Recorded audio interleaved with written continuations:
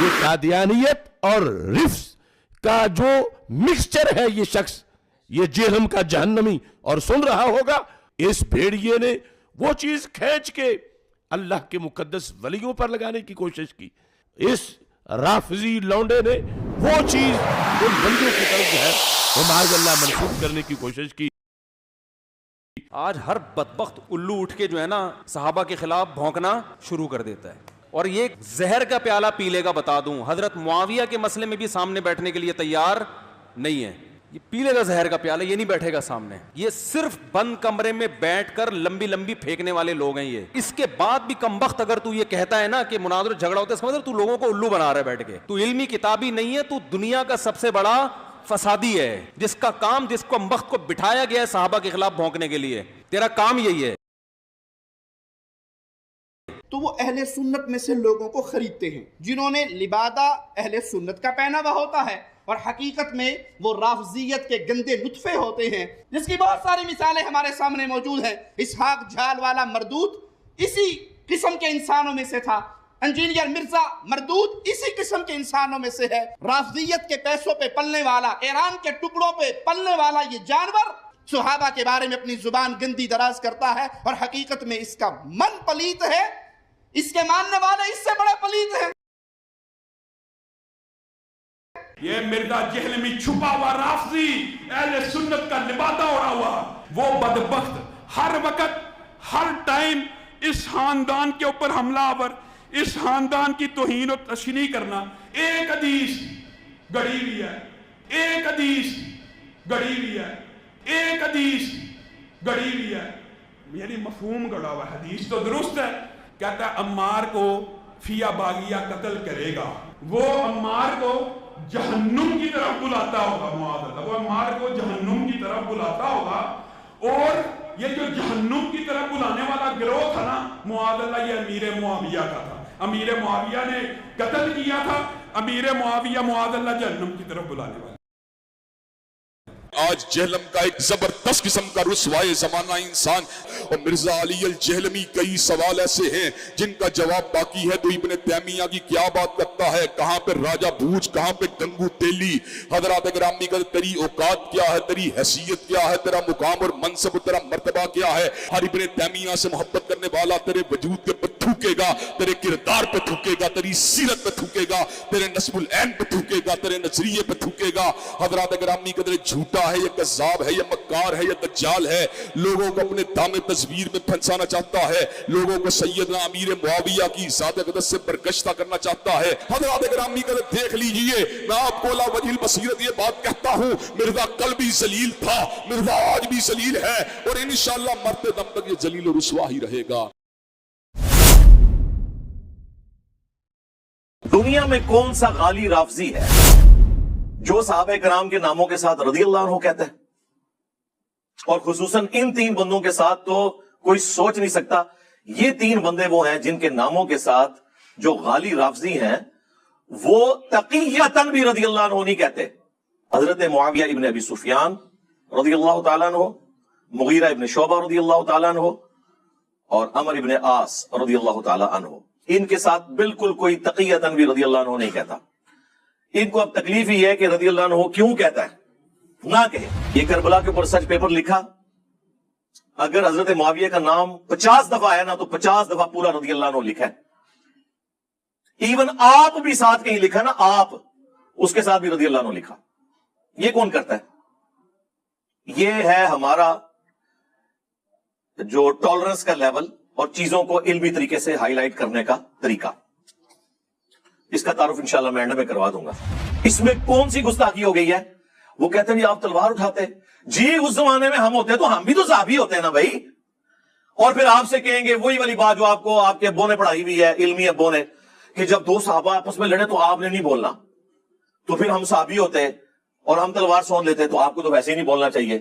پھکی anti venom الزامی جواب، time قیامت تک جواب دینا جے کہ اس زمانے میں اگر ہم ہوتے تو صحابی ہوتے اور ایک صحابی دوسرے صحابی پہ تلوار سونتا۔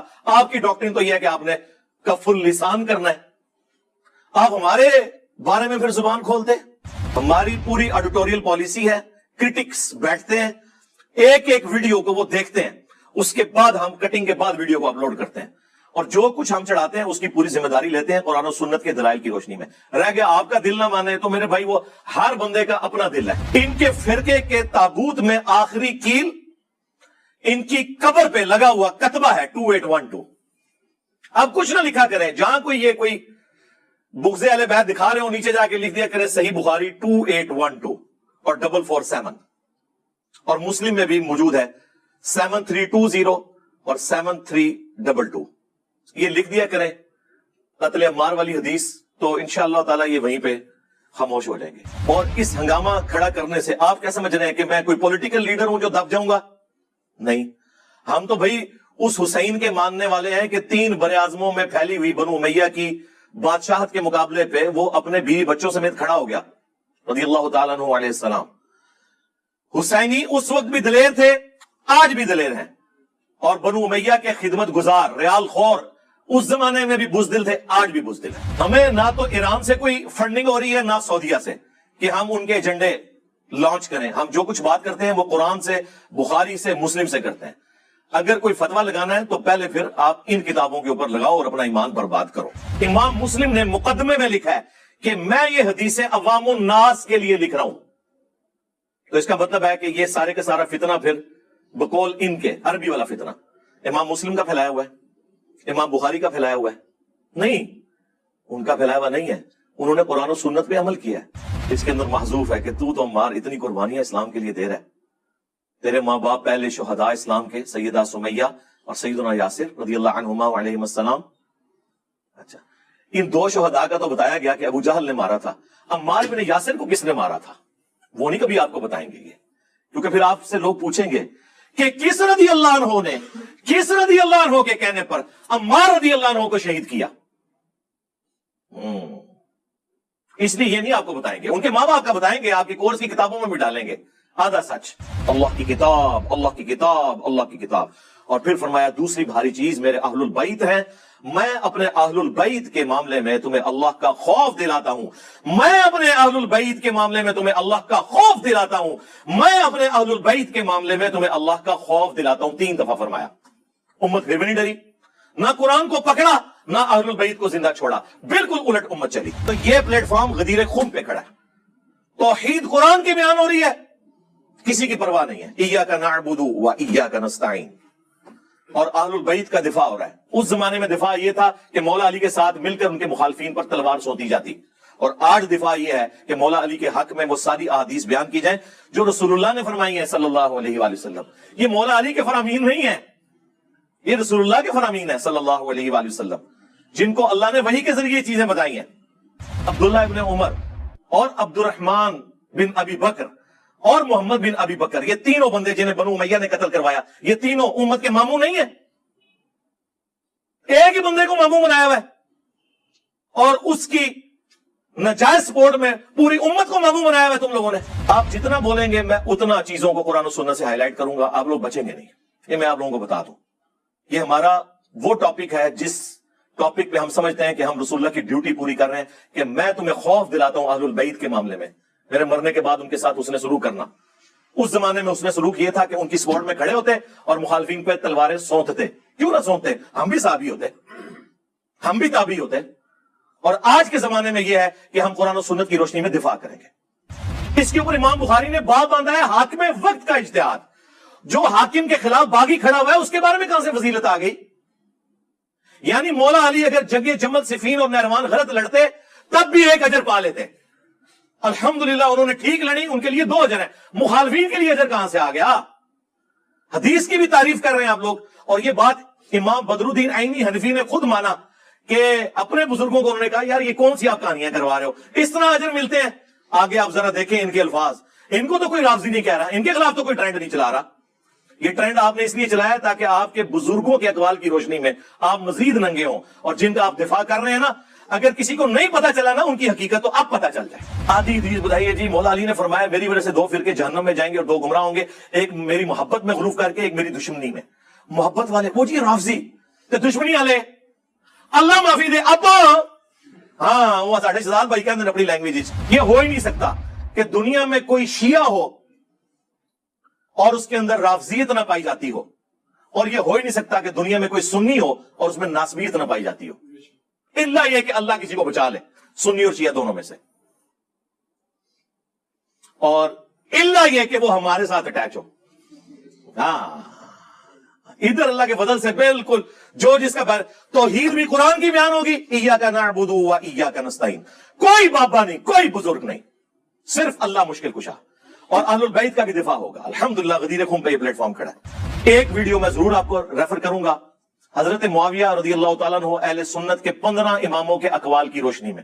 اس میں نے کئی اور ائمہ کے اقوال بھی پیش کیے ہیں